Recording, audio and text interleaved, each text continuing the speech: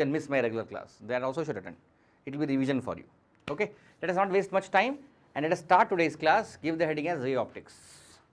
Wave optics.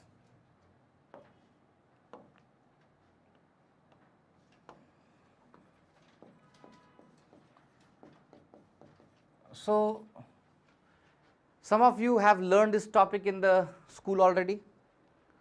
Some of you, what? All of you today sitting in the class would have learned this topic in the school already. But from my experience, I am saying you, I have seen children, wave optics, either they mug up or they don't understand, especially the interference and diffraction principles.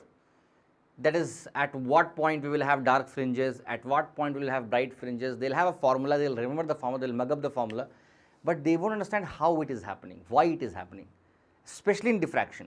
Because NCERT also does not give in detail about how diffraction takes place. It's actually confusing if you try to understand also.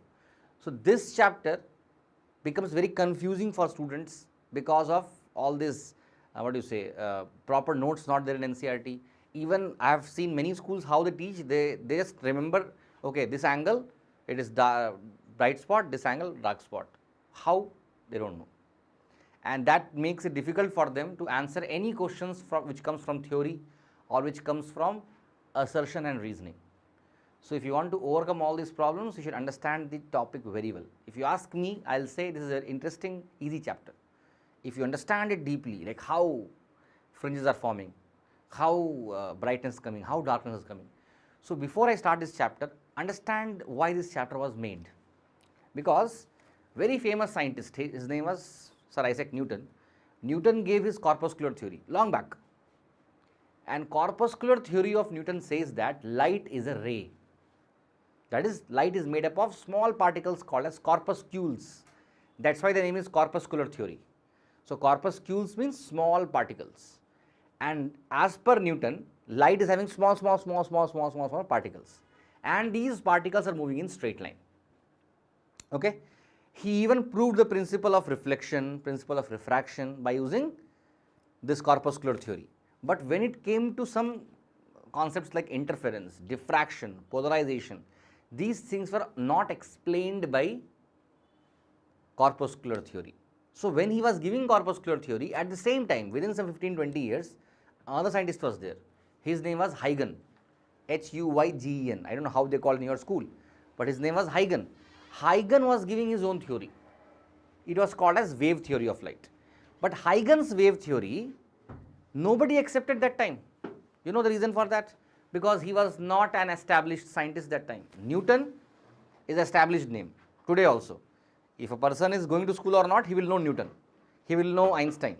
That much famous scientists there. But Huygen, even you are hearing when you are coming to 12th only. I don't know how many of you heard the name Huygen before. Because today also he is not an established, imagine that time when he gave this theory. The world rejected his theory.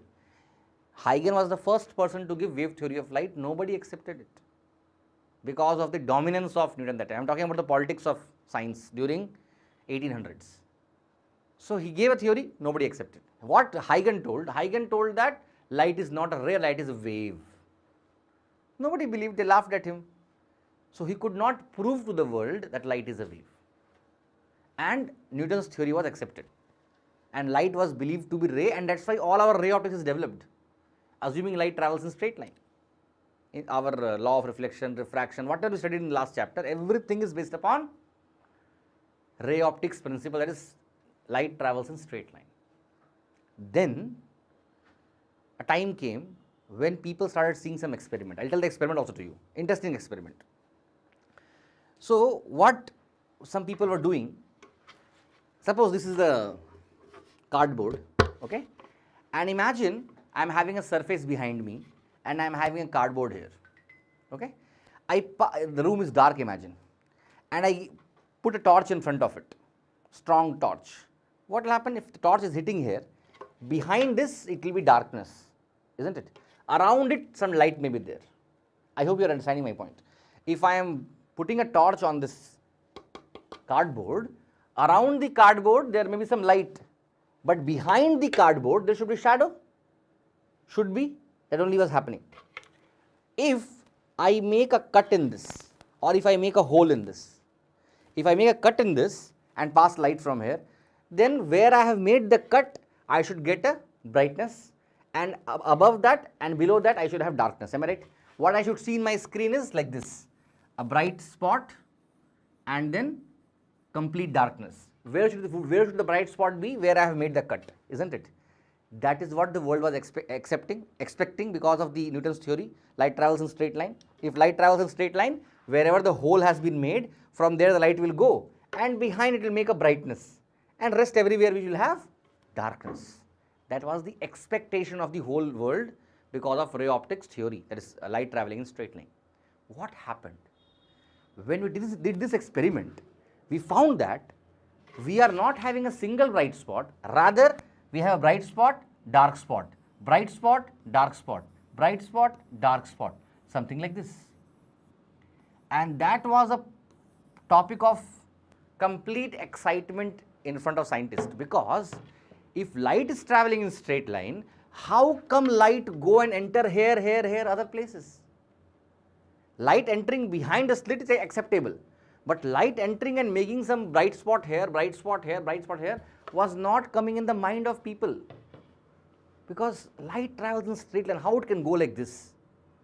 That time they thought about, okay, one scientist Huygens told something, and this was proved by a very famous scientist, third scientist, his name was Young, by doing an experiment called as Young's double slit experiment, very famous, very important for the school examination, YDSE. So Young, through his experiment, proved the world that light is a wave. Then the world accepted, okay, yes, light is a wave. Not only this, one more experiment was there. One more experiment is, if I make a small hole, in this cardboard, and if I pass light through it, then what I should see? I should see only one hole, isn't it? Like one brightness. But what I saw was bright spot, dark spot, bright spot, dark spot.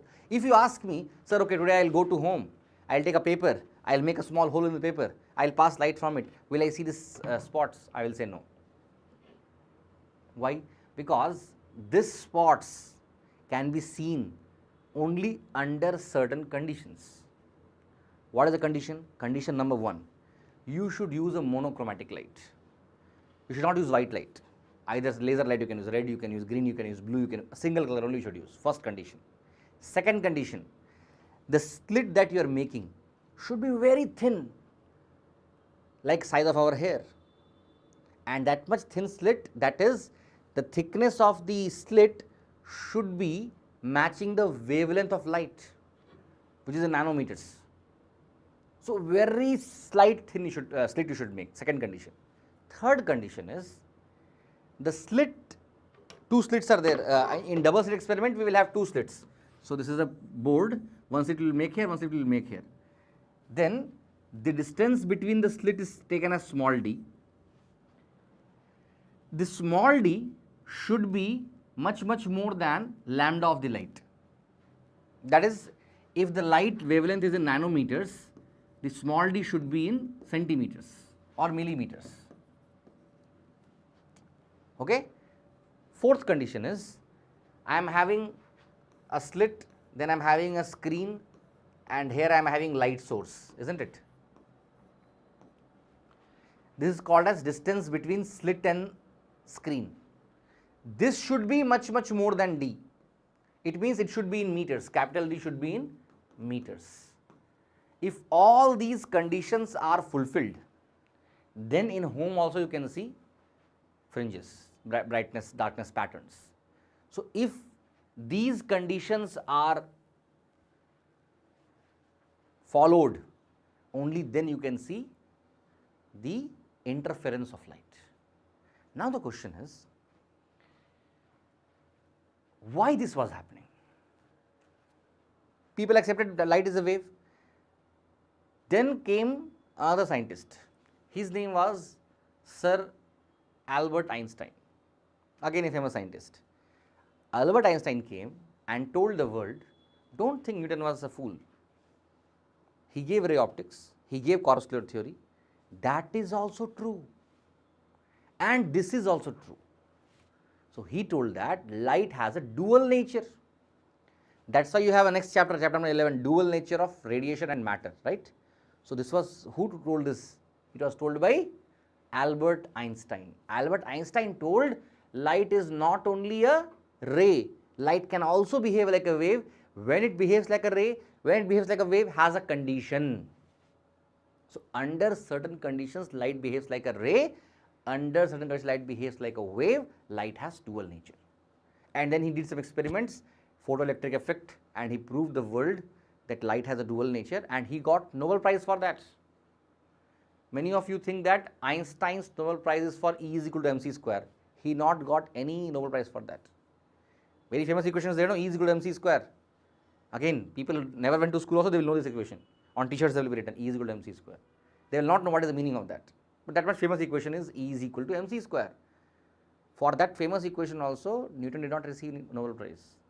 He got Nobel Prize for photoelectric effect, which proves dual nature of light. And then came fifth scientist.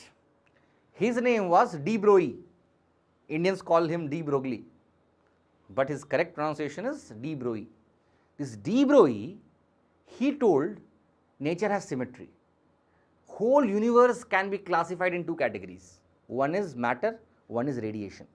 If radiation means light, if radiation has dual nature, matter should also have dual nature. Matter means everything. There is a pen. If I throw the pen at you, you will think it is going in a straight line. But as per de Broglie, it is having a wave linked with it. And that wave is only guiding this movement. And he called that wave as matter waves. Should have studied about it in 11th chemistry a bit. Matter waves. Lambda is equal to h by mv. Remember something? H by p. Yeah, that was told by whom? That was told by de Broglie. So he gave dual nature of matter. Einstein gave dual nature of radiation. So if you see the hierarchy, if you see the chronology, first corpuscular theory came, then Huygens principles came. Huygens principles were proven by Young in the double slit experiment. Then came Einstein, who gave dual nature of radiation.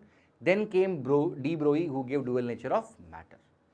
And then dual nature of matter, when it was being given, no, then only the starting of quantum mechanics happened. So that's why Albert Einstein is called as the father of quantum mechanics, because from there only we started understanding what is quantum mechanics. And today the whole science community is talking only about quantum mechanics. Are you getting a point? That's how the science is developed, from corpuscular theory to dual nature of matter and radiation, right? So in this chapter you understood that we are somehow going to study about the wave nature of light, how light is a wave, when light is a wave, and what are the different properties of this.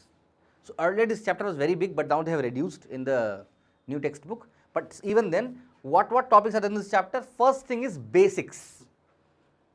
So today we are going to start with basics first. In basics, you should know what is the meaning of wavefront, what is the meaning of wavelet, okay? Secondary wavelets. You should know what are the different shapes of wavefront. Question comes from wavefront in terms of shapes.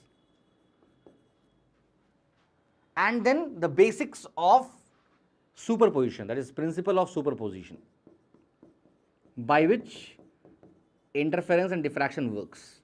This is the first part of this chapter. Today we will definitely finish this. If you are cooperative, if time goes slow, then I am going to finish second important topic also, that is YDSE, Young's double slit experiment, which will make you understand how the interference works, how the interference of light works. And third topic in this chapter is diffraction. NCERT has made it very small. If you see NCERT, diffraction is there only in one page. But I will take little time to teach this because I want to make you understand this. So that will take time. But anyhow, I will teach that diffraction. And a bit of polarization, which is only half page topic. I will also not take much detail, but I will tell you a little bit about polarization also. That is all about this chapter. Okay. So how today we are going to start with this thing, if time permits, this thing also, and then once again we will have a class tomorrow in the morning time only, same studio. I will tell the time to you by today night, and in that class I will be taking the remaining portions. If YDSE remains, diffraction and polarization. That is the plan. Today this class and tomorrow's morning class. One second. Today this class and tomorrow's morning class will make you have some clarity on this wave optics chapter. It will be done. Moreover, today at 9 p.m. also I am planning to keep a class. Okay, exams there, no other option you have. At 9 p.m. the class that I am going to keep is for ray optics. Ray optics, one very important part is there which I have not taught till now, optical instruments. It's a very important part. Today in the evening, not evening, night, at 9 p.m. onwards, I will be teaching you optical instruments. So it will go 9 to 10 or 10:30. I will recommend you to join from your home itself in the online class. If somebody wishes to come here, center will be open only. So 9, yeah. Tell man. Keep it at 9:15, sir. Why man? Maths class, sir. Oh, today math class is there, eh? Yes, sir. Okay, fine, 9:15 I will keep, no problem in that. You come at 9:15. Anyhow, I will start this thing, that Fine, thing, sir. 10 minutes it will take. So 9:15 the class starts. Fine, sir. Okay, 9:15 the class starts. Since some of you, as he told, you are having math class today and chemistry class for the live people, so come little late, 9:15 you come, but 9:15 the class will sharply start. And today my target is to finish a part of optical instrument. If something remains, I will do it tomorrow. Whatever I am teaching in this rush or in less time is going to be repeated once again in the regular class. Don't be worried about that. And even I am going to go rushed, I will go slow only. That's how I teach. Fine. So we will start the class. I just gave you an overview how we are going to learn. So in this chapter, the basics, YDSC, diffraction, polarization. We'll start with the basics today. Okay. So then let us start the class. And first topic in this chapter is about wave fronts. What is the meaning of the word wave front? Right? So anybody who can help me in understanding what is wave front? Yuvashri, in your school they have taught wave optics, right? What do you understand from the word wave front? You can be right or wrong, don't worry, give a try. What is a wave front? What is a wave front? Okay, no issues. Anirudh, what about you? What is wave front? Any idea? No, sir. They taught wave optics to you before 6 months, huh? Yes, sir. Okay, fine. Here, any people who can talk something about wave optics? Okay, I found this on the web for who can talk about my optics. Hey, please. Something which connects the peaks of the waves. Oh, only the peaks. The peak and the Troughs, top and the bottom. Okay. Anybody else? Any idea about wave front? Write a definition first. Write a definition. It is the locus. Everybody please write. It is the locus of all the points on a wave. It is the locus of all the points in a wave. It is the locus of all the points in a wave which are vibrating at the same phase. Which are vibrating at the same phase. Which are vibrating at the same phase. Okay, now it's too technical. Let me make you understand in layman's word. Suppose you drop a stone in the water. If I drop a stone in water, you will see ripples getting formed. Am I right? Like this, ripples will form. Have you seen? Circular ripples will be forming. Those circular ripples are also called as whirlpools. Okay. So where the stone dropped, after that, if I am drawing in the top view, you will have a depression, then you will have crest, then you will have a trough, you will have a crest. So something like this, you will have a crest, you will have a trough, then you will have a crest, then you will have a trough, then you will have a crest. Am I right? From top I have drawn like this. If you see it, you can feel it. It will be like this. Some crest and trough, waves forming all around. So as she told, if you join all the crests together, that is called as one wave front. Reason for that, if you remember 11th standard, if you remember something, then the equation of wave is y is equal to a sine omega t plus kx. This is the general equation of wave, where what is y? What is y? Monday exam is there. Y is displacement of the particle. Y is displacement of the particle. What is A? Amplitude of the wave. What is omega? Loudly. Phase difference. No wave phase. Omega is called as, anybody who knows what is omega? Angular frequency. Angular frequency, good. It is angular frequency. It is angular frequency, and what is that? Omega is equal to 2 pi nu. Never forget these basic things. It also came in AC. Okay. What is T? Instantaneous time. At a particular time. Instantaneous time. What is K? Anybody know what is K? Pritika, what is K? Wave number. It is also called as propagation constant. Wave number is also correct. Propagation constant. Actually, not wave number, it is angular wave number, if I am right. Pritika. Propagation constant is what? K, which is equal to 2 pi by lambda. Am I right? Wave number is 1 by lambda. Okay, Pritika? Don't forget that. Wave number is 1 by lambda. Angular wave number is K, 2 pi by lambda. Never heard this word propagation constant. Today only you are hearing. This is there in this chapter, K. And what is x then? Y is displacement of particle. What is x?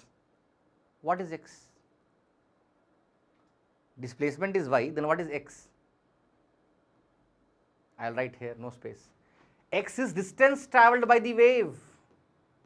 Distance travelled by the wave. You should know all these things, then only you can start the chapter itself. Y is equal to A sine omega t plus kx. Y is displacement of particle. What is the meaning of that? Suppose a wave is coming and there is a particle. If wave is hitting the particle starts to oscillate, right? Don't think the particle start moving along with the wave. It will give you a feeling like that, but particle will not move anywhere. Only the wave moves, energy moves. Particle just goes up and down in its same position. I hope you get my point. So, y is the displacement of the particle. X is how much distance the wave has travelled. I hope you are getting my point. A is the amplitude. Amplitude means wave is having what is the maximum displacement it has in the vertical direction. That is called as amplitude. Omega is angular frequency, I told now. It is 2 pi by t or 2 pi nu. T is the instantaneous time. K is the propagation constant, also called as angular wave number, 2 pi by lambda. And x, I told you now, distance travelled by the wave. It means that if there is a particle and if there is a wave going to come, hit the particle like this, what will happen? This particle starts oscillating up and down. As the wave is passing through it, it will go up, down, up, down, up, down. If you are imagining that this particle starts moving along the wave, you are wrong. Particle will not move. Particle will remain in the same place. It will just go up and down because of the energy given by the wave. Okay, this is the wave equation. In this wave equation, that is y is equal to A sine omega t plus kx. This omega t plus kx is called as the phase. Are you getting? This totally is called as a phase. So, if two points are having same phase and you connect, not two, all the points with having same phase, you get a wave front. That's why I told, if you have multiple, like all the crests are there, all the crests if you join together, all the trough if you join together, you get a wave front. Is it clear to you what is the meaning of wave front? Wave front is a locus of all the points vibrating in the same phase. Is it clear? Okay. So, wave front has some property. First property, always remember that wave front is perpendicular to direction of propagation.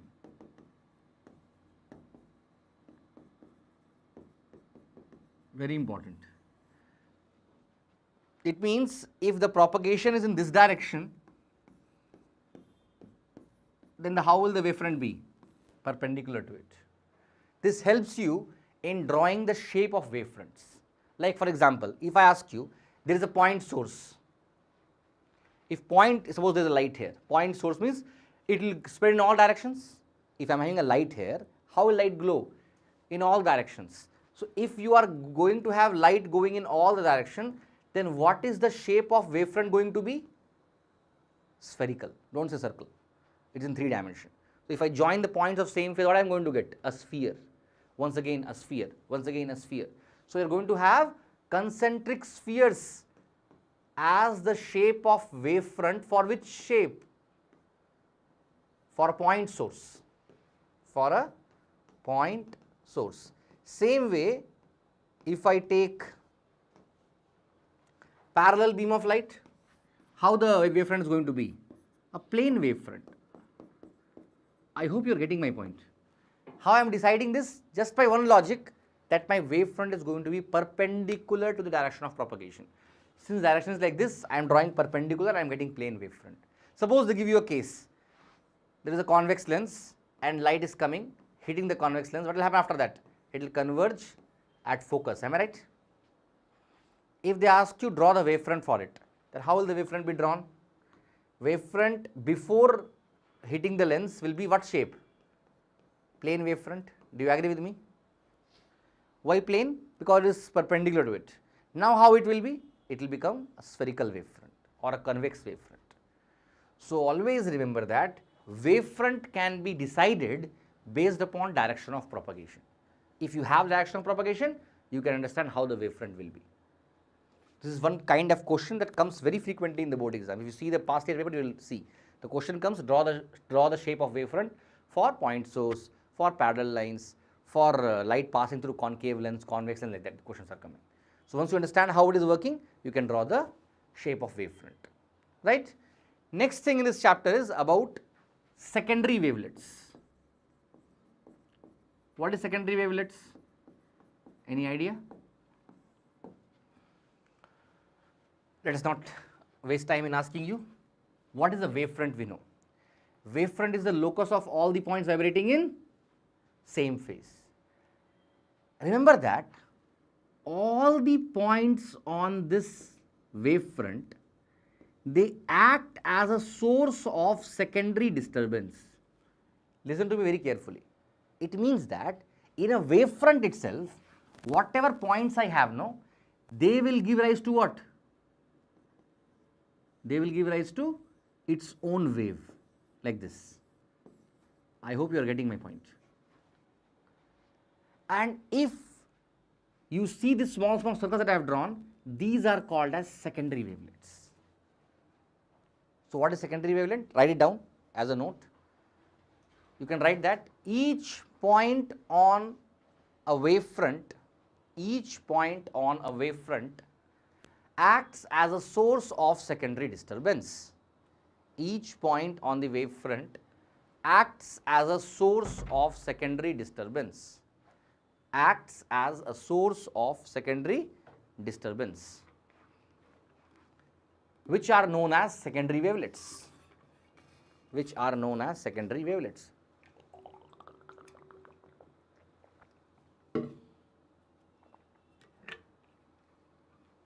Which are known as secondary wavelets. Change the paragraph and write common tangent drawn to these secondary wavelets. Common tangent drawn to these secondary wavelets forms a new wavefront. Forms a new wavefront. Common tangent drawn to the secondary wavelets forms new wavefront. What is the meaning of that? Pay attention. You have secondary wavelets, right? Now what I do? I draw tangent to all, common tangent to all. What I get? I get a new wavefront. Once again on this new wavefront, what will happen? You will have secondary disturbance called as secondary wavelets. What I will do? I will draw a new common tangent, I will get a new wavefront. That's how the wavefront moves. One wavefront, all the point of wavefront acting as secondary wavelets common tangent making a new wavefront. Once again it goes like that. So suppose I am having a plane wavefront. All the points on the plane wavefront will act as source of secondary disturbance. So it will create like this, like this, like this, like this, like this, like this. I will draw a common tangent, I will get one straight line again. Same way, all the points on this wavefront act as source of secondary disturbance. I will draw a common tangent, I am going to get another wavefront. I hope you are getting my point. That is how the wavefront propagates. One wavefront, secondary wavelets, another wavefront. Secondary wavelets, another wavefront. Secondary wavelets, another wavefront. Are you getting how it moves? If I ask you, pay attention, if I ask you that you have a point source, okay, and what is the shape of wavefront produced by it? Your answer will be concentric spheres. Just now I told you, if I am having a point source, you are going to have concentric spheres. How it is formed, I have drawn here. That is the logic of that. But is it always compulsory that it is going to have only spherical wavefronts if it is a point source? The answer is no. You know why? I will tell you. Suppose I am having a wavefront. Now, what I do, I draw the secondary wavelets purely based upon the velocity of the wave, right? So, in time t, what I do in time t, if the velocity of wave is v, distance travelled by it will become equal to v into t. Velocity in time will give distance. Since the velocity is same all around, I am drawing the same amount of v. I will take a point, I will draw a tangent vt, vt, vt, vt, vt, vt and vt, all these secondary wavelets, and then I am drawing a common tangent to all. But what if this side some other medium is there, this side some other medium is there? Will the wave have same velocity? No, right? What will happen? In this side it will be v1t and in this side it will be v2t. So what will happen? This is the first wave front. Then I am going to have v1t, v1t, v1t, v1t, v2t, v2t, v2t, v2t like that. Then I may not have a spherical wavefront. Are you getting my point?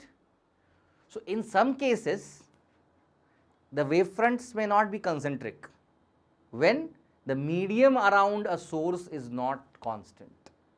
If we have different mediums, we may have a different shape coming. I hope you get the logic, how I am drawing the wavefront. So in this case, if the medium was same all around, then the distance travelled by it will be Vt. So I will take a compass. In our school days, we used to draw all these wavefronts by using compass. Today they have stopped doing all this. So we will draw wavefront first, then by multiplying V and T, we will find the value of Vt. We will keep our compass here, I will draw arc. Then I will draw arc. I will draw arc like that. Actually, you should draw fully if you want, like this you should draw. Once again, like this you should draw. We are drawing secondary wavelets and then we will draw common tangent, we will get new wavefront. This is on the assumption that all around the medium is same. If medium changes, the velocity will be changing, the distance will be changing, distance changing, we will not get the perfect sphere. Is it clear to you? I hope it is clear to you the meaning of secondary wavelets and how the new wavefront is forming. Sure? Up to here things are fine? Okay. So from whatever I taught you now, some questions may be asked. Most probably the question will come like definition of wavefront, definition of secondary wavelet or shape of wavefront. Remember that. Question is going to come from shape of wavefront in the examination. Next topic in this chapter is laws of reflection and refraction by wave principle of light. From here again questions are coming very frequently in the board examination. So you can also expect the question to come in your school examination, where they will ask you, prove law of reflection by using wave optics or using the wave principles of light, prove the laws of reflection. Shall we prove that now? Okay, now please pay attention. Simple derivation if you understand it well. So whenever the law of reflection is asked, diagram is must and then proof of that is there. We already know what is the law of reflection in ray optics. The first law is incident ray, reflected ray and normal lies in the same plane, and second law is angle I is equal to angle R. Same way law of refraction is incident ray, refracted ray and normal lies in the same plane, sin I by sin R is equal to mu, Snell's law. So both laws we are going to once again derive by using wave optics. For that, I have taken a reflecting surface here. What is this? This is a reflecting surface. Now, I am taking two rays like this. You may ask me, then how it is wave optics? I am taking ray, no? I am taking ray because I want to draw the wave. And you know very well, wave can be drawn perpendicular to the direction of propagation. So now I know, since it is going to be parallel lines, it is going to be a plane wavefront. Am I right? Like this plane. So how I have drawn a wavefront is clear to you. Once again, from this wavefront, I will draw the secondary wavelets, another wavefront, another wavefront, another wavefront. I hope you are realizing how my wavefront is traveling. So rays move like this, but wavefront moves like this. I hope you are getting. Wavefronts are perpendicular to the direction of propagation. Now imagine a wavefront which is going to hit the reflecting surface first. Let me draw like this. This wavefront is called as incident wavefront. If I ask you definition of incident ray, you will say the ray which comes from infinite and hits the reflecting surface is called as incident ray. What is incident wavefront? The first wavefront that hits the reflecting surface is called as incident wavefront. If I ask you what is angle of incidence, you will say angle made by incident ray with a normal is called as angle of incidence. But if I ask you what is angle of incidence here, angle of incidence is angle made by the incident wavefront with the reflecting surface. Never forget this. Angle of incidence in ray optics is angle made by the incident ray with what? Normal. If I am drawing reflection, I will draw normal here. Angle of incidence, isn't it? Angle of incidence is angle made by incident ray with normal. But in wave optics, incident wavefront is angle made by incident wavefront with what? Reflecting surface. Is it clear to you? Now, pay attention. I am interested in drawing my reflected wavefront. For that, what I do? You know very well that the way of drawing is from here and from here, taking the Vt, that is velocity is known, time is known. So let me assume the time taken by the wave to come from here to hit the surface here is t. So distance travelled will be v into t. So this curve I have drawn, and this line also I can draw. This will be what? v t. Do you agree with me? At the same time, this point will also propagate further, and it will also have Vt, but I cannot draw below, because below I have got a reflecting surface. I should draw above only somewhere. So I will take same Vt and I will draw arc. Anywhere I can draw. And my aim is to find the common arc, common tangent between both. For example, from first I kept here and I have drawn an arc like this. Second I am keeping here, I am drawing the arc like this. They both are Vt distance only apart. So I am going to join here, and here I am going to draw common tangent. Are you getting what I am trying to say? Please understand the logic of this. From this point, I have taken a Vt and cut the reflecting surface. With the same Vt in my compass, I will take and I will draw arc, and I will find common tangent to both, because that is only the next wavefront. And this wavefront will be called as what? Reflected wavefront. Then what I will do? I have got the wavefront, I will draw lines perpendicular to it, because I know direction of propagation is perpendicular to wavefront, and then I will keep on drawing the reflected wavefronts, that is the wavefronts that side. That is how the light travelled. It came, hit it, then went.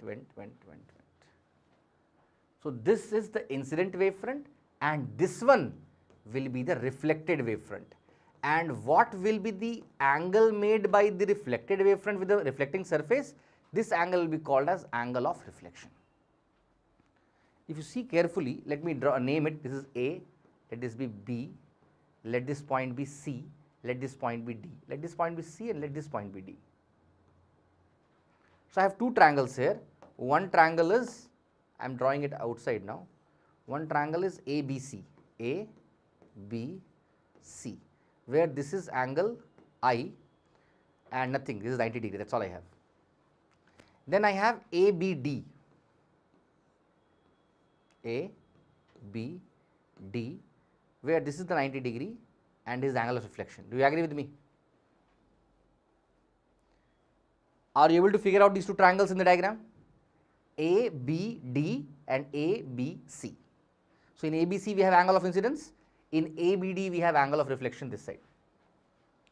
if you see both triangles, can I say triangle ABC, or I should write like this to be very exact, A, then I will put C, then I will put B, is congruent to triangle ADB? Congruency, which congruency? Let us check that. So, angle ACD is equal to angle ADB is equal to 90 degree. Then AB is equal to AB common. 9th standard you studied about congruency, am I right? Then what else is there? Loudly. That I wrote already. What else is there? Anything else is equal?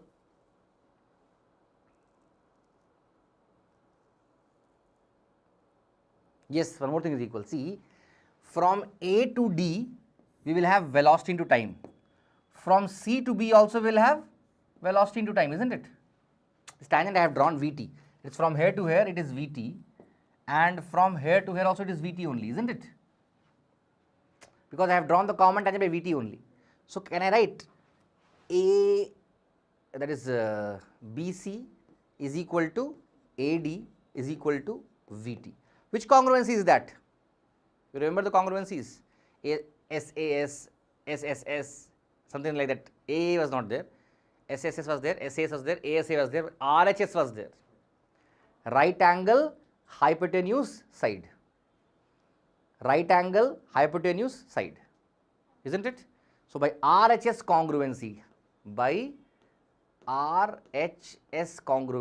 triangle ACB is equal to triangle ADB. Once two triangles are congruent, their corresponding parts will be same, isn't it? So, I can write from this, after proving congruency, angle I is equal to angle R, which is CPCT. Remember this? Anything you are remembering from 9th standard? So, angle I becomes equal to angle R. What we proved? We proved the second law of reflection. From these two triangles, what we could prove? The second law of reflection, which says that angle of incidence is equal to angle of reflection. How do we prove the first law? Let us try, I will tell you how we will prove. If you pay attention, you will realize that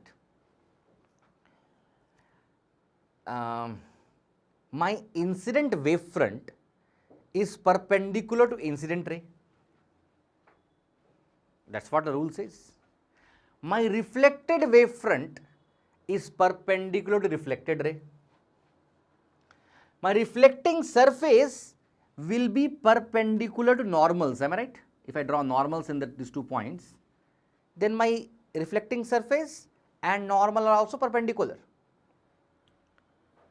Listen very carefully. Angle of incidence, angle of reflection and normal lies in the same plane as per ray optics principles. If I have incident wavefront, reflected wavefront and reflecting surface perpendicular to these 3 things, they must also be in the same plane only, no? I will repeat. If incident ray, reflected ray and normal lies in the same plane, in bracket by ray optics principles, incident wavefront, reflected wavefront and reflecting surface are perpendicular to these 3. Incident wavefront perpendicular to incident ray, reflected wavefront perpendicular to reflected ray, reflecting surface perpendicular to normal. So, these 3 are perpendicular on those 3, they must also be lying in the same plane only.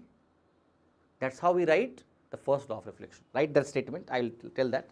Statement is, since incident wavefront, reflected wavefront,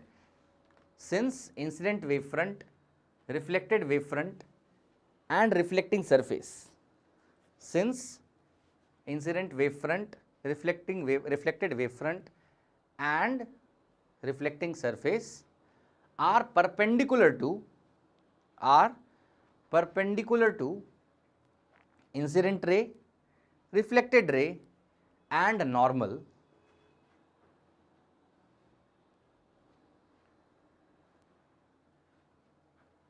which are in the same plane,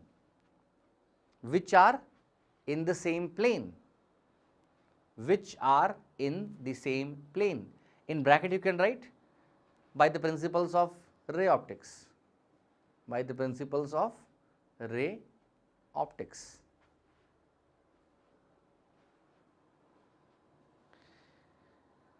comma you can write.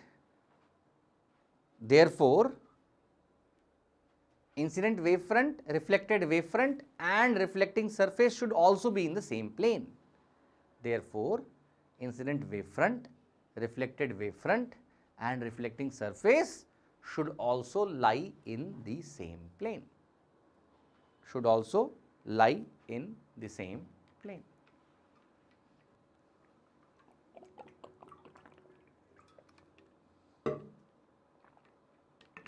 I hope you wrote this and I hope you understood this.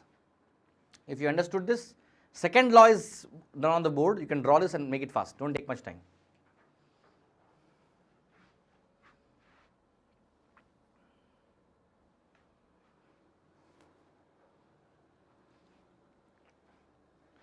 Don't take much time. Please draw. Then we will prove the law of refraction. What, Anirudh? You are writing or not? Sir, this thing completed, sir. Okay, okay. You wrote the. Did you write this this derivation? Yes, sir. Okay, okay.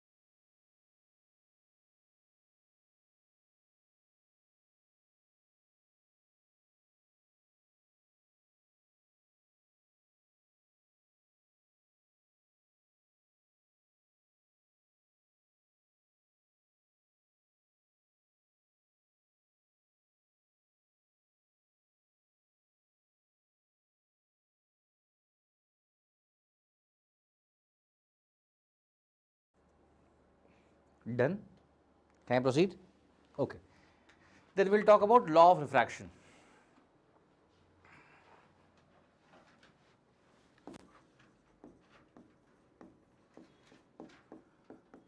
So, very similar to the reflection. First, I will draw a refracting surface, that is a medium. So, here we have refractive index. So, here it will be mu1, here it will be mu2. Two different mediums are there having refractive index of mu1 and mu2. So, what I am going to draw? I am going to draw the incident ray. Why? To make the incident wavefront. These are the wavefronts travelling.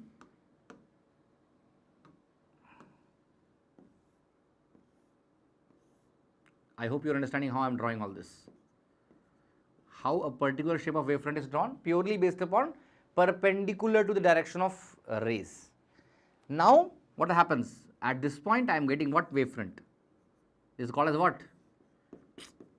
What is it called as here? Incident wavefront. The wavefront that first hits the refracting surface is called as incident wavefront. And obviously, the angle made by the incident wavefront with this surface will be called as angle of incidence. Now, I have to draw the refracting wavefront. For that, what I am going to do? I am going to take Vt and I will draw tangent here, Vt. So, this distance will be definitely Vt. Do you agree? Problem is, here the ray is going to go in the medium, it is not going to refract, it is going to go inside. And the velocities will not be same here. Do you agree with me? If it is a rarer medium, it is a denser medium, suppose I am assuming it is rarer medium, it is denser medium, it has velocity v1, it has velocity v2, then obviously v1 is going to be more than v2, am I right? In denser medium, the speed will be less, in rarer medium, the speed will be faster. So, here the velocity will be less. If the velocity will be less, it will travel a lesser distance. If it is v1t, obviously if v1 is more than v2, v1t will be more than v2t. So, when I draw v2t, I should draw, if I have drawn a bigger size, I will draw a smaller size, isn't it? And then I will draw what? I will draw a common tangent like this. And this distance will be what? Vt. Automatically, I will see that when I draw the perpendicular lines to find the refracted rays, it will be bent. If it would have been same v1t, v1t, then it will go in straight line. But since I got v1t and v2t, it bends. So, I can see the phenomena of refraction taking place here also, where the wavefronts are bending and going, and it goes like this further. Are you getting my point? Once again, this is A, this is B, let this be C, let this be D, this is perpendicular. And this angle will be called as angle of refraction. Do you agree? So, now I have two triangles here, one triangle above, that is A, B, C, here it is 90 degree, this distance is V1t, this angle is angle of incidence. Then I have a triangle below like this is 90 degree, this is V2t, once again this is A, this is B and this is D, that is all known to me, yeah. I have drawn both triangles outside. Now, what I am going to do? In triangle ACB, tell me in triangle ACB, what is sin I? What by what? Loudly? CB by, that is V1t by AB, can I write like this? Same, what is sin R? This is R. What is sin R? V2t by ABN. What is sin I by sin R then? V1 by V2. V1t by AB, and here you have V2t by AB. AB gets cancelled, TT gets cancelled as told by Anirudh. Sin I by sin R is equal to, sin I by sin R is equal to V1 by V2, which is definitely going to be a constant. And this is what? This is going to be Snell's law, isn't it? So, we proved the second law of refraction by using wave principle. So, remember in the first case, I need to prove both triangles as congruent, and from congruency I want to prove angle I is equal to angle R.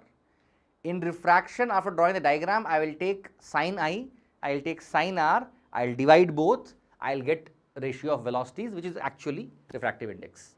That is constant. So, I can write the second law of refraction easily. First law, if you ask me the same statement, what is that statement? Incident ray, refracted ray and normal lies in the same plane by using ray optics. Since incident wavefront, refracted wavefront and refracting surface are perpendicular to incident ray, refracted ray and the normal, they also should lie in the same plane. Is it clear to you? I hope it is clear to you. If yes, copy it fast. Then I will start interference principles.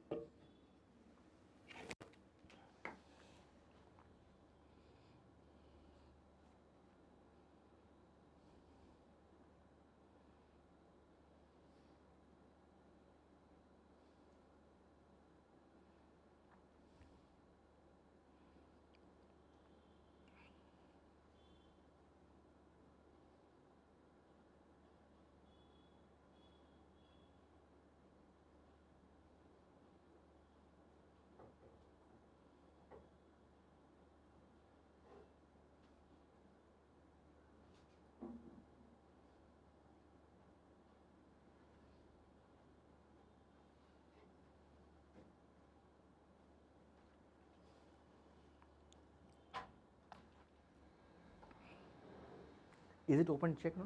Is the door open there? Okay.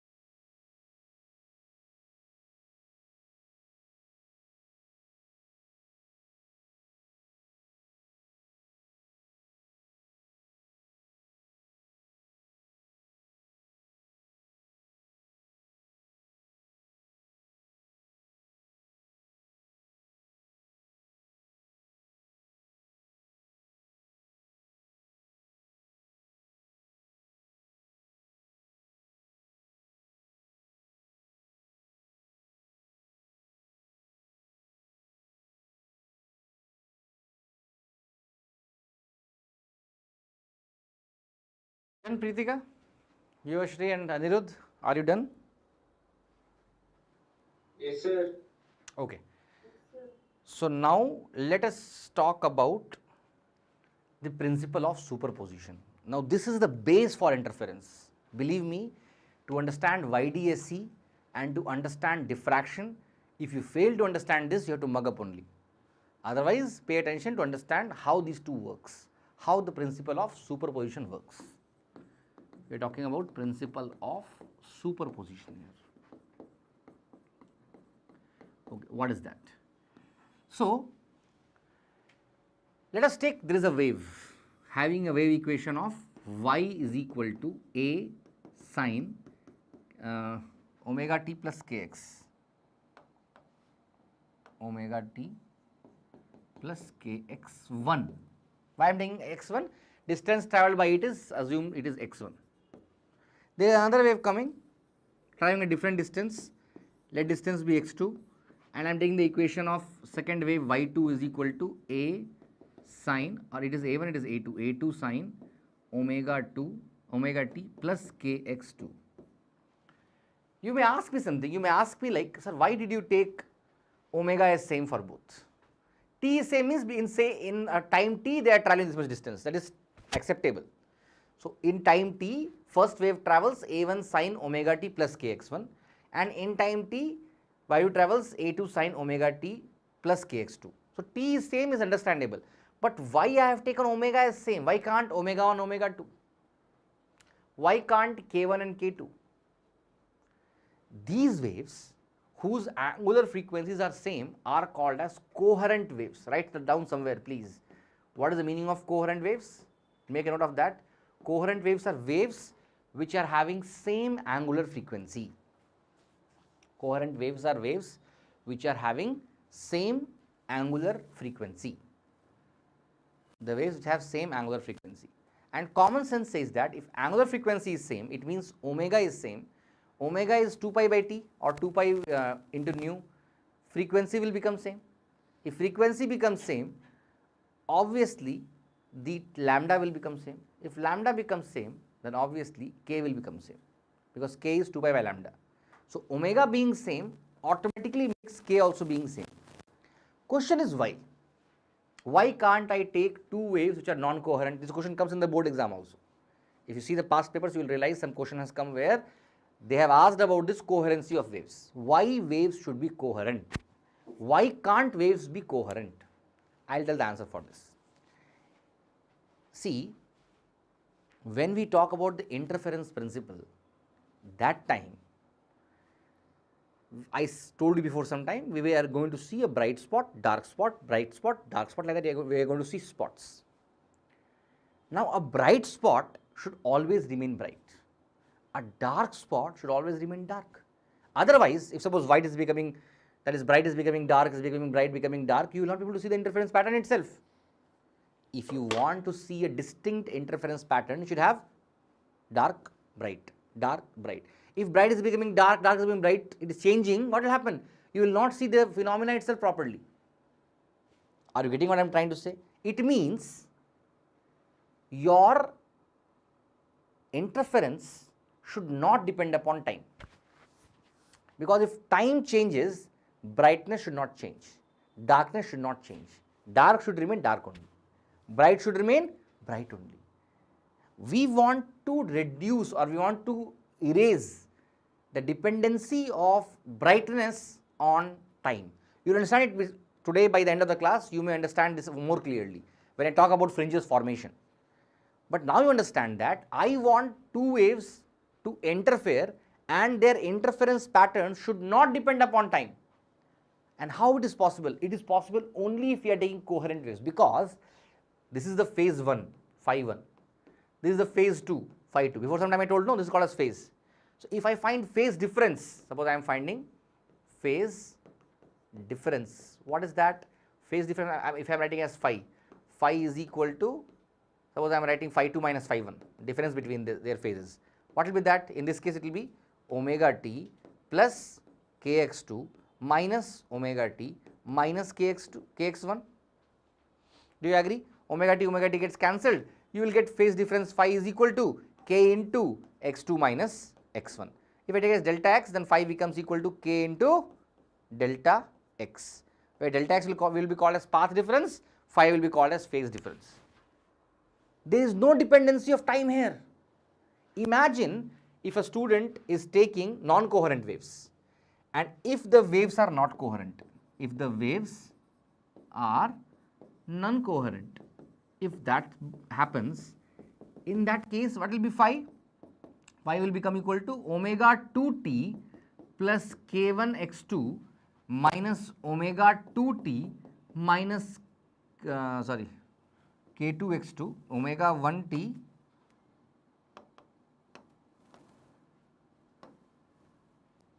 omega 1t minus k1 x1. What you got? If you take t common also, it will become omega 2 minus omega 1 plus k2 x2 minus k1 x1. What happened? We got the phase difference depending upon what? Time, which will not lead to distinct interference pattern. This will be very clear to you when I go to interference pattern, how it is forming. Now it may look a little vague to you what is the meaning of that, but remember, I want to make sure that my phase difference is not depending upon time. It should be independent of time, and that is possible only if we have coherent waves. Is it clear to you? So why we are choosing coherent waves? Because in coherent waves, the phase difference will not be depending upon time. Write down somewhere. The phase difference of coherent wave, where you wrote the definition of coherent waves, you write that the phase difference of coherent waves are independent of time. The phase difference of coherent waves are independent of time, leading to distinct interference patterns. Leading to distinct interference patterns. Leading to distinct interference patterns. Copy from the board whatever I have written on the board. You can copy whatever you want to write from the board.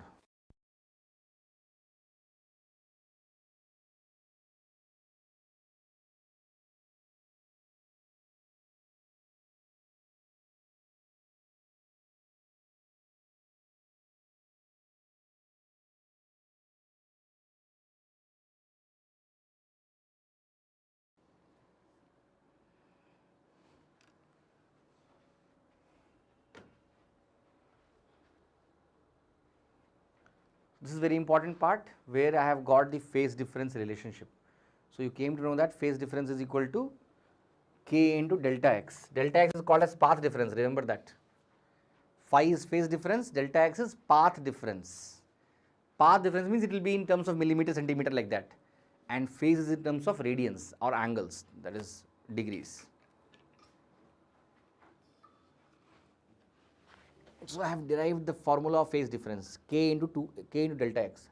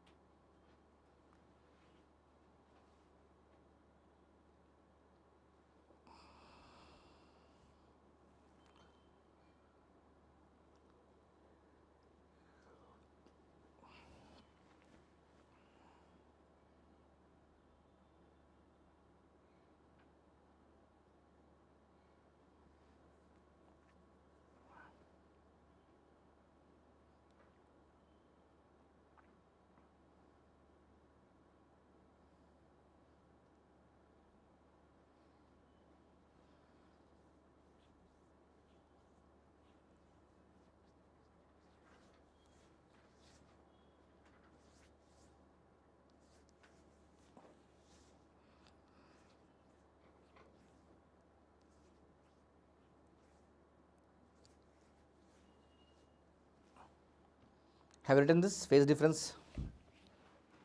So phase difference, which is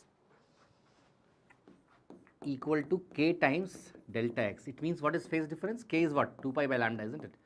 So 2 pi by lambda into delta x. we got the formula for phase difference. Okay. I hope you have copied this properly. Anything is remaining for anybody? So, what we have coming to know, now please pay attention, I will tell you one thing. Suppose I had a particle, okay, a wave came and hit it like this. What the particle will do? It starts oscillating or it starts displacing based upon the amplitude of the wave. If another wave comes of a different amplitude, this also hits the wave, what will happen? Suppose here we are having an amplitude of 2 centimeter and here I am having amplitude of once again 2 centimeter. If they both are going to come and hit the point, what will happen to the particle? What will happen? Nothing will happen because they will cancel each other. It depends upon whether it is crest and crest hitting or trough and trough hitting, right? If crest and trough hits, as I was saying, 2 minus 2 will become 0. Again, minus 2 plus 2 will become 0. But if crest and crest hits, it will go from 2 to 4 because 2 and 2 will come together. It will become 4. Minus 2 will come together. It will become minus 4. So, what is going to happen? What we did now? We added the amplitudes A1 plus A2. And when we added the amplitudes or when we added a displacement of the particle, we got the net displacement. If it is plus 2 minus 2, we told 0. If plus 2 plus 2, we told 4. Minus 2 we told minus 4. But what if the wave is coming like this? Will you add? Will you subtract? Remember that displacement is a vector quantity. It is not scalar. So, when you want to find the net displacement, resultant is always the vector addition of y1 vector plus y2 vector. Are you getting my point? Y1, what is the formula of y1? Y1 we wrote as a1 sine omega t plus kx1. We wrote y2 is equal to a2 sine omega t plus kx2, isn't it? We found the phase difference. It means, wait one second, if I talk about the amplitude, if this is the amplitude of a1 and if this is the amplitude of a2, then this is the phase difference between them, phi. And if I want to find the resultant amplitude, actually I am writing here capital, I should use small because I have used small there also. So, if this is a1 and this is a2 and this is the resultant amplitude AR, can I say that AR will become equal to root of A1 square plus A2 square plus 2 A1 A2 cos phi? Vectors we are doing A square plus B square plus 2AB cos theta. So, always remember the resultant amplitude formula is root of A1 square plus A2 square plus 2 A1 A2 cos phi. That is how we are finding what? We are finding the amplitude of resultant wave, not just by adding. You have to use vector laws of addition. Is it clear to you? And what is phi? Already I told you. Phi is 2 pi lambda delta x. Is it clear to you? Also, you learned that intensity of the wave is equal to Ka square, where K is a constant. I will talk about that in the regular class in detail, but I do not want to go in that detail now. K is a constant.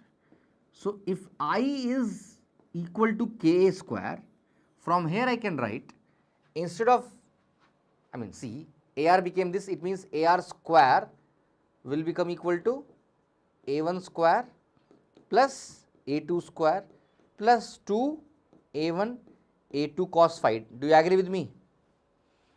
Instead of AR square, can I write IR by K? A square will be I by K, right? So, IR by K. This A1 square will become I1 by K. A2 square will become I2 by K.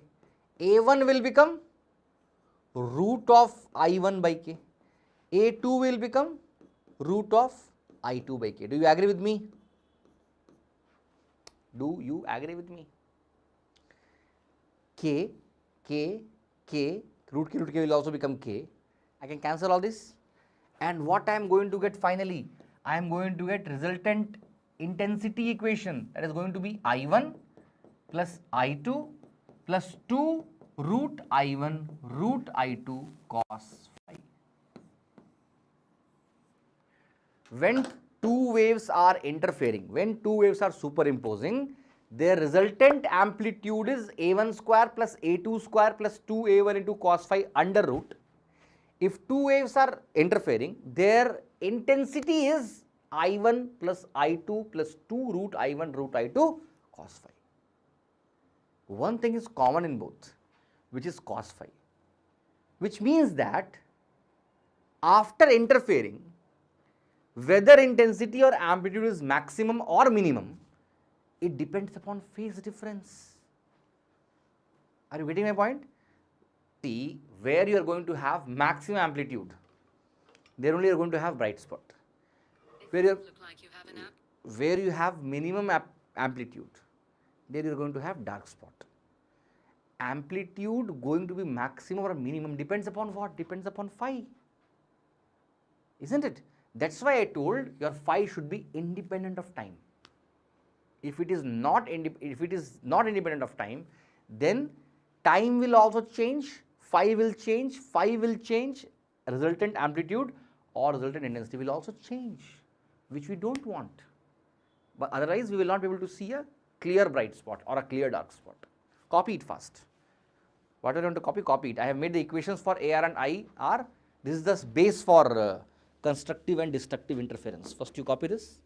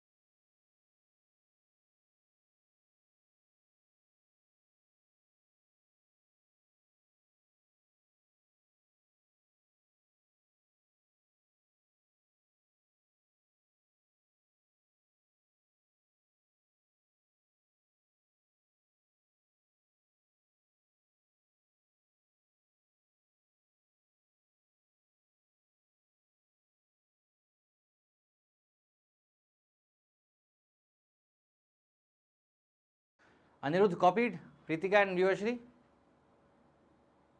Okay, right. So now I am going to talk about the constructive and the destructive interference. not in terms of YDSE, but in terms of what happens in those cases. That is, constructive interference means you are going to have a bright spot, and destructive interference means you are going to have a dark spot, or they call it as bright fringe and dark fringe. They also call it as maxima and minima, whatever name you want to give. It is also called as maxima and is also called as minima.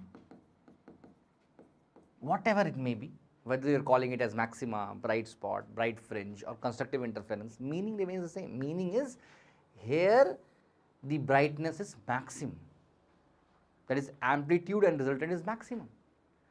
So, for AR or IR to be maximum, what should be the phi? Or I should say, what should be the cos phi? Cos phi should be plus 1. Don't you agree? What is the value of cos phi maximum? Plus 1, right? Can you have cos value more than 1? I don't think. Cos phi can be maximum plus 1, minimum minus 1, isn't it? So, for cos phi to be plus 1, if this happens, cos phi becomes plus 1, what will be AR then? AR will become A1, that is, AR will become root of A1 square plus A2 square plus 2 A1 A2. Cos phi became 1. What is that? A1 plus A2 the whole square, and root will cancel that. So, I am going to get AR as what? A1 plus A2, isn't it? What will happen to IR? IR will become I1 plus I2 plus 2 root I1 root I2. Don't you think it is root I1 plus root I2 the whole square? Root I1 plus root I2 the whole square will be root I1 square plus root I2 square plus 2 root I1 I2.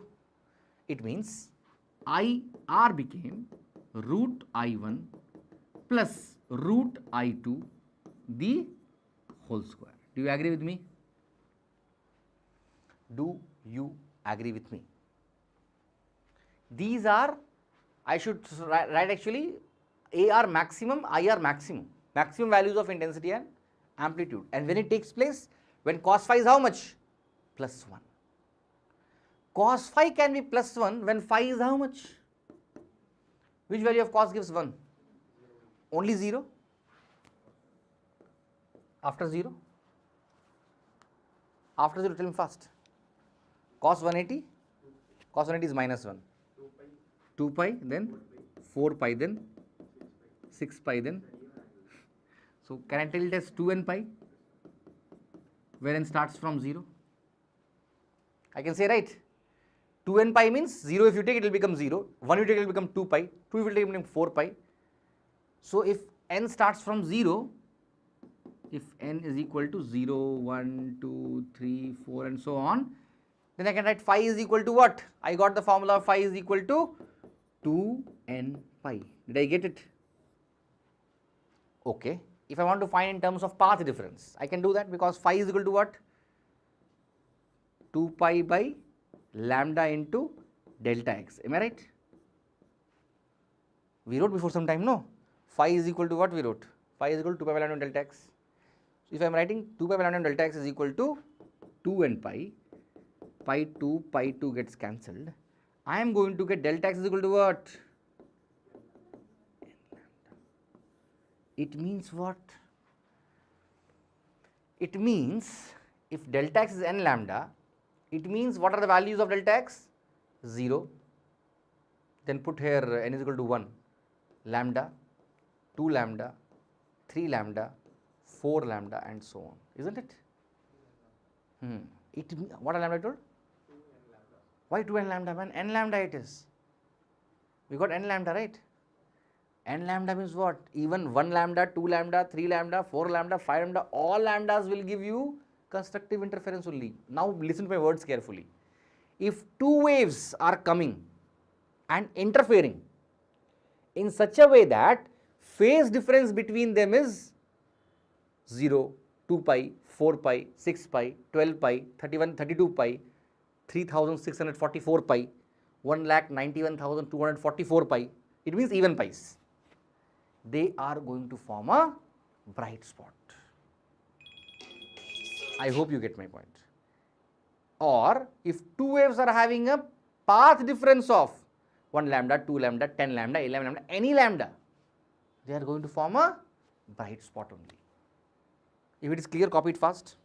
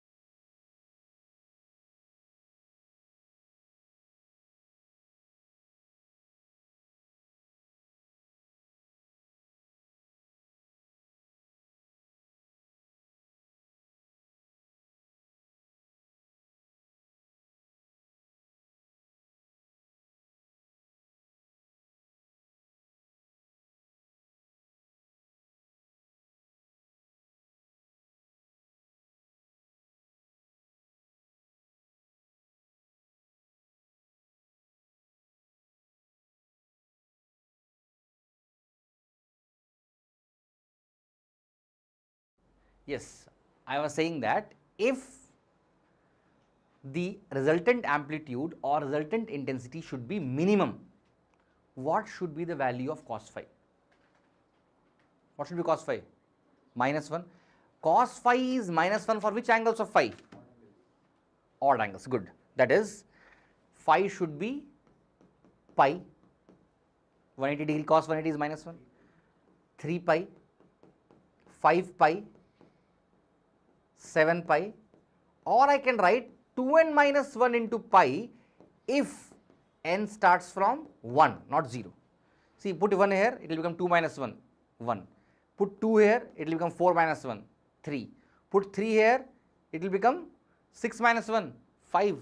So it goes on like that, isn't it? So I got the formula of phase difference as 2n minus 1 into pi if n starts from 1 for destructive interference. Moreover, if I want to write, what is the formula? 2 pi by lambda into delta x should become equal to 2n minus 1 into pi. Do you agree? Pi gets cancelled. What I am getting delta x as? Delta x will become equal to 2n minus 1 by 2 into lambda. Do you agree? Now put the value. Put the value of n as 1 here. So 2 minus 1 is 1. 1 by 2 into lambda. So what lambda became? Lambda by 2. Then put 2. 2 into 2 is 4. 4 minus 1 by 2, which is how much? 3 by 2 lambda. Once again, put 3. 6 minus 1 is 5 by 2 lambda. 7 by 2 lambda, and so on. It means that if two waves are interfering, having a phase difference of pi, 3 pi, 5 pi, 11 pi, 17 pi, 2621 pi, 10,51,787 pi, which is odd pi, then you are going to observe a dark spot. Or the path difference between them is 0.5 lambda, 2.5 lambda, 3.5 lambda, 678.5 lambda, 21.5 lambda. They are going to have a dark spot. So, at 0, obviously central, that is bright. At 0.5 lambda, dark. 1 lambda, bright. 1.5 lambda, dark. 2 lambda, bright. Are you getting how it is forming? In terms of phi, if I say, at 0, bright. At pi, dark. 2 pi, bright. 3 pi, dark. 4 pi, bright. And so we are getting dark, bright, dark, bright, dark, bright, dark, bright. Are you getting? And at that time, what is the amplitude? Same way if you put R, AR will become root over A1 square plus A2 square minus 2 A1, A2. Do you agree with me? Because cos phi became minus 1, which will make AR to be A1 minus A2. And what will be the intensity? IR. IR will become I1 plus I2 minus 2 root I1 root I2, which will make my IR to be root I1 minus root I2 the whole square. Is it clear to you? Is it clear to you? Now pay attention, something interesting. If you have two waves having amplitude of 4 and 4, 4 meter, 4 meter, interfering at a phase difference of 6 pi. So 4 and 4, when they combine together, what will be the net amplitude? 8, isn't it? Because net amplitude formula is A1 plus A2. How much became? 8. Became double of thing. So you will have more brightness. Same way, if I was having 4 and 4, they are interfering at phase difference of 7 pi, which is having this thing. So what is the amplitude you are going to get? 4 minus 4, 0. It means no amplitude, it means darkness. Same way, if I put for intensity, 4 units, when they are combining, it will not become 8 for intensity, because root 4 plus root 4 will become 2 root 4, 2 root 4 square. It will become 4 into 4 will become 16. I will repeat, root 4 plus root 4 the whole square, 2 root 4 the whole square, which will become 4 into 4, 16. So when two waves are interfering at a bright spot, their amplitudes become double if they are having same amplitudes, and their intensity becomes 4 times. But see the dark spot, root 4 minus root 4, the square will become 0 only. Are you feeling this? So if two waves are going to interfere at a bright spot, their amplitude will be doubled and intensity will be quadrupled. But when two waves are going to interfere making a dark spot, their amplitude or their intensity will be 0. If this base is strong for you, now I can lay the foundation of YDSE or diffraction. Okay? So both YDSE and diffraction we will be learning tomorrow at a class which is going to be held at 2:30 p.m. Okay? Now still I am deciding. It will be held at 2:30 p.m. in the same place, studio and online. So Pritika, same link tomorrow, okay? At 2:30 p.m. I think nobody has problem. If you wish to learn this wave optics fully, the next class I will complete wave optics. See, today I am making your base strong. Tomorrow I will go fast because now you know how brightness and how darkness takes place. It will be simple for me to teach you. If you are okay, copy it, and we will meet again for this lecture tomorrow at 2:30, and tonight obviously at 9 p.m. as I told you, I am going to talk about optical instruments. If you have any hurry to learn that, attend to today's 9:15 p.m. class. Okay, that will be purely based upon optical instruments. and I have recently taught lens maker's formula. Anirudh, I think not in your class. In this class, I taught lens maker's formula last day, but I have shared the video of lens maker's formula in the group. Yes, sir. So if you want to get notes for that, you can get it from that video, lens maker's formula. Okay. You Okay, need sir. to unlock your iPhone first.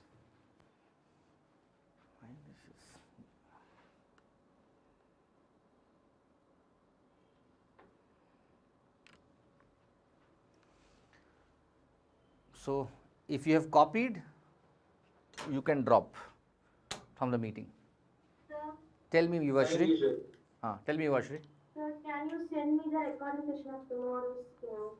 Because I will be in school, so I can't. Yeah, able sure, to sure. attend the class. I will Can send you you. Please. No problem. Tomorrow I'll send you the recording. Okay. Thank you, sir. Okay. Thank you, sir. Take care, Pratik.